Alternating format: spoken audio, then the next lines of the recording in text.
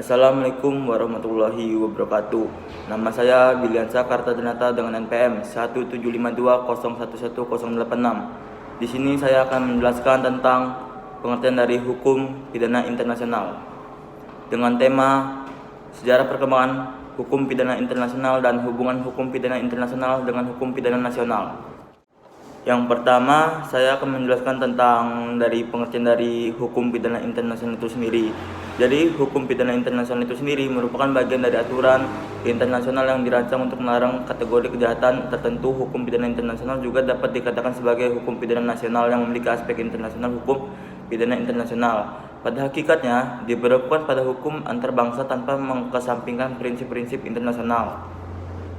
Lalu, saya akan menjelaskan juga sejarah hukum pidana internasional itu sendiri. Di sejarah hukum pidana internasional itu sendiri ada kejahatan genosida di tahun 1981, Nazi Jerman, etnis minoritas Armenia, suku Kurdi di Turki, Statuta Roma, Mahkamah Pidana Internasional atau International Criminal Court atau ICC. Sejarah tuntutan internasional. Sejarah tuntutan internasional perihal kejahatan perang menuntut antar bangsa memberlakukan hukum yang mengatur seperangkat aturan tentang larangan kategori kejahatan tertentu. Hukum pidana internasional diberlakukan karena adanya banyak kejahatan perang yang sangat dikecam oleh negara internasional. Salah satunya kejahatan genosida di tahun 1981 terhadap pimpinan Jerman dan Turki yang melakukan pembersihan etnis minoritas Armenia, pembantaian suku Kurdi di Turki. Pembantaian oleh Nazi Jerman. Melihat banyaknya pelanggaran-pelanggaran berat tersebut membuat antar negara membentuk hukum internasional. Hukum internasional semakin sempurna setelah ditandatanganinya Statuta Roma untuk membentuk Mahkamah Pidana Internasional, yaitu sebuah pengadilan terhadap tindak kejahatan paling berat seperti agresi, genosida, yaitu kejahatan terhadap kemanusiaan serta berbagai bentuk kejahatan perang lainnya yang dikategorikan sebagai pelanggaran berat. Kalau dari secara gramatikal dapat dikemukakan bahwa hukum pidana internasional bersumber dari dua bidang hukum yang berbeda. Satu dengan lainnya, yaitu di satu pihak dikenal sebagai bidang hukum internasional yang mengatur mengenai masalah-masalah yang terkait dengan persoalan pidana, dan di pihak lainnya dikenal sebagai bidang dalam hukum pidana nasional yang mengandung dimensi-dimensi internasional. Oleh karena itu, asas-asas hukumnya pun juga bersumber dari asas-asas hukum dari kedua bidang hukumnya yang berbeda dalam segala hal antara satu dengan yang lainnya. Antara hukum pidana dan hukum pidana internasional tersebut sebenarnya bersifat saling melengkapi antara satu dengan yang lainnya. Sekalipun di antara kedua cabang ilmu hukum tersebut dapat dibedakan satu dengan yang lainnya, patut untuk dikemukakan bahwa keberadaan dari hukum pidana internasional tersebut telah mampu mengatasi berbagai macam kelemahan-kelemahan dari hukum pidana, yang merupakan hukum positif dari suatu negara yang merdeka dan berdaulat yang secara khusus dirancang untuk menghadapi berbagai macam kejahatan-kejahatan yang bersifat lintas batas wilayah teritorial satu negara dengan negara lainnya atau bahkan internasional yang telah berkembang secara pesat dan marak ini. Penggunaan istilah hukum pidana internasional awal mulanya diperkenalkan oleh para ahli hukum internasional yang berasal dari Eropa, antara lain terdiri dari Friedrich Meili dari Swiss di tahun 1910 dan Gerd Schwarzenberger dari Jerman di tahun 1950, Gerhard Müller dari Jerman 1965 dan J.P. Francois dari Prancis di tahun 1967. Lalu Rowling dari Belanda 1979 dan Van Bemmelen dari Belanda di 1979. Yang kemudian diikuti oleh para ahli hukum internasional lainnya yang berasal dari negara Amerika Serikat yang dipelopori oleh Edmund Weiss dari Amerika di tahun 1965 dan Cherif Bascioni di tahun 1986. Yaitu hukum pidana internasional merupakan salah satu cabang dari ilmu hukum. Pengembangannya juga tidak dapat dilepaskan dari buku karya Gerhard O. W. Müller dan Edmund M. Weiss yang berjudul International Criminal Law,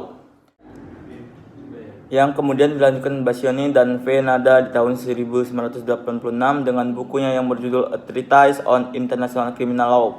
Terkait dengan peristilahan yang terdapat dalam hukum pidana internasional, Iwayan Partiana juga telah menguraikan dengan baik mengenai apa yang dimaksudkan dengan hukum pidana internasional.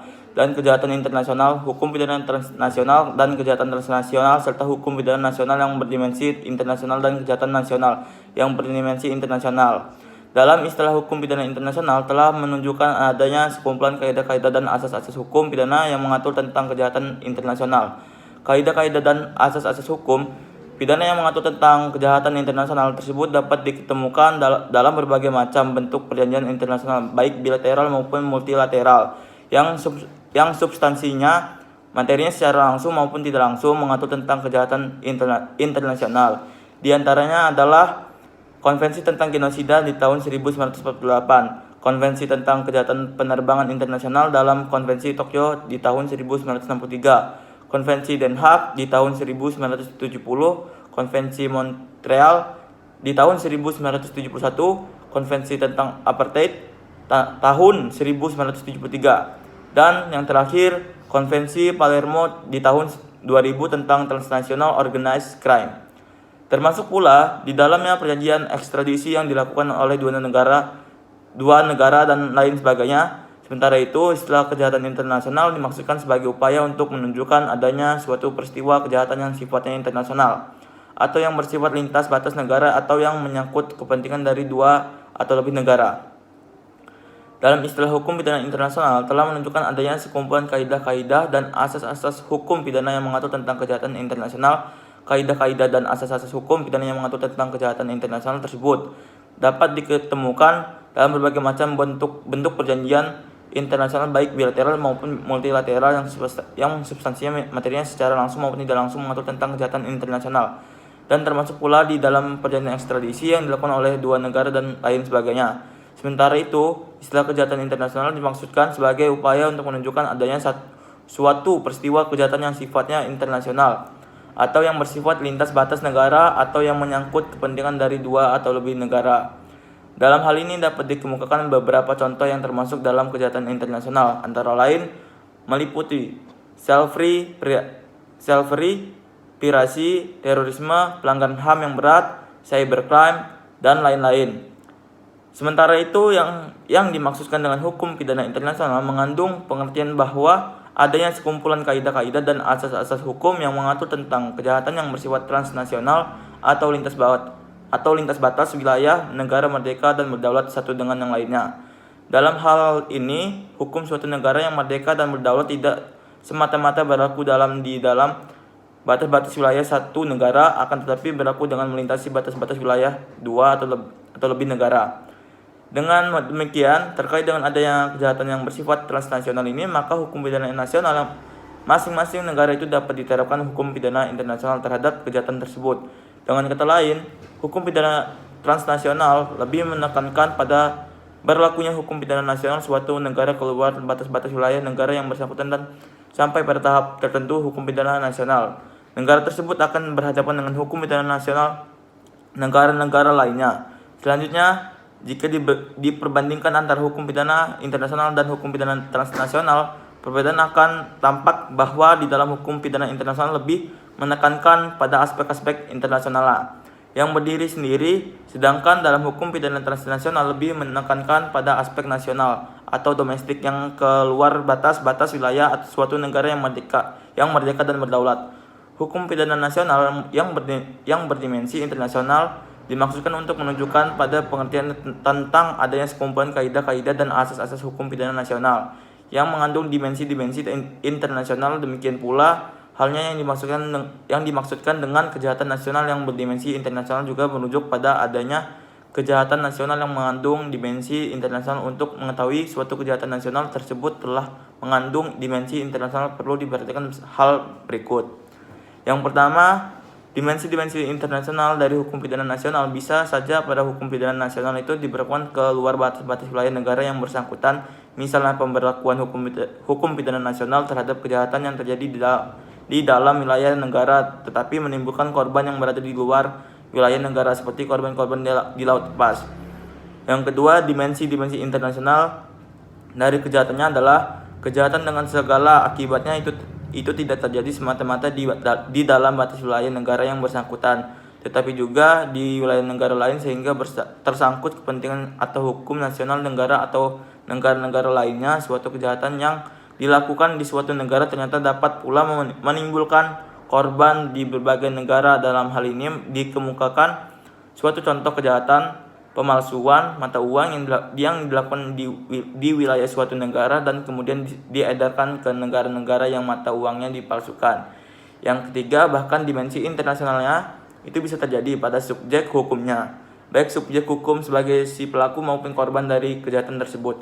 Dalam hal ini dapat dikemukakan suatu contoh, misalnya beberapa orang yang berada di wilayah negara yang berbeda-beda bekerja sama melakukan kejahatan yang jenis kejahatan yang menimbulkan korban juga di berbagai negara, maka dalam hal ini tersangkut kepentingan lebih dari satu negara dengan hukum nasional masing-masing.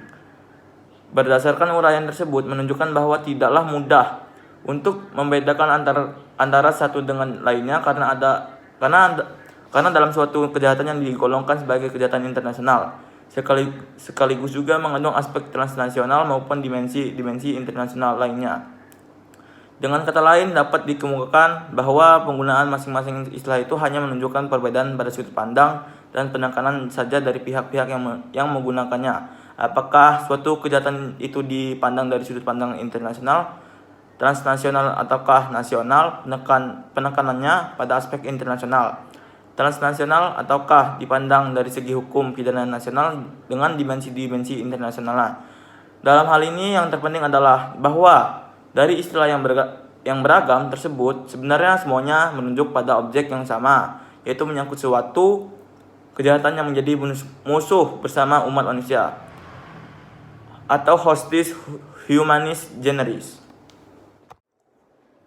Sesuai dengan berbagai macam nama kejahatan yang menjadi objek kajian dari hukum pidana internasional, maka penyebutan istilah yang digunakannya juga mengalami penambahan pada selain hukum pidana internasional.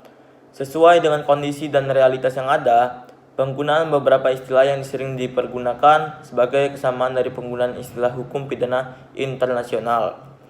Antara lain terdiri dari International Criminal Law, International Penal Law, International Staff Process Rate, hukum pidana nasional yang berdimensi internasional, maupun hukum pidana internasional. Sekian, terima kasih. Mohon maaf apabila ada kesalahan dari saya dalam kata-kata saya atau penyampaian dari saya, mohon dimaafkan. Dan hanya itu saja yang dapat saya sampaikan kepada kalian semua. Semoga juga dapat bermanfaat untuk kalian semua.